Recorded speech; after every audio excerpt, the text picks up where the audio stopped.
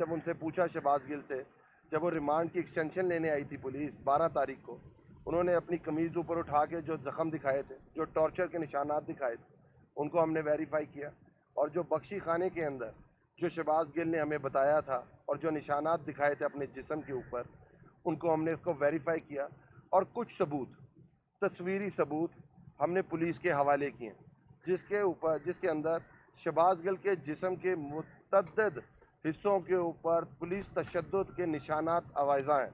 वो भी हमने इस वक्त इस्लामाबाद पुलिस के हवाले कर दिए हैं और हम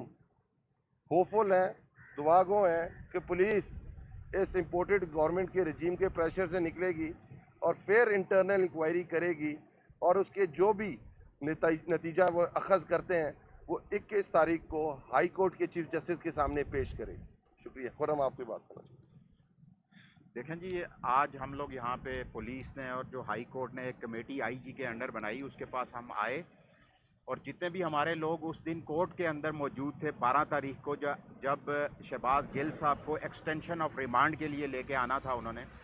उसमें जो कोर्ट के अंदर शहबाज गिल साहब से जब पूछा गया जज साहब की तरफ से कि आपके ऊपर कोई तशद्दुद तो नहीं हुआ, तो शहबाज गिल साहब ने वहाँ पे बताया कि मेरे ऊपर तशद्दुद हो रहा है और उन्होंने अपनी कमीज़ उठा के उधर दिखाई, जहाँ पे बहुत सारे मेरे ख्याल में सहाफ़ी भी थे और हमारे वकला हजरात भी थे, हम भी मौजूद थे। तो वो जो तशद्दुद के निशानात हमने उधर देखे, हमने आज आके वही अपना बयान यहाँ पे रिकॉर्ड करवाया कि शहबाज गिल साहब के ऊपर हमने फ़िज़िकली हमने कोर्ट के अंदर ये देखा कि उनके ऊपर, उनके जिस्म के ऊपर तशद्दुद के निशानात थे और वही बयान आज हमने रिकॉर्ड कराया।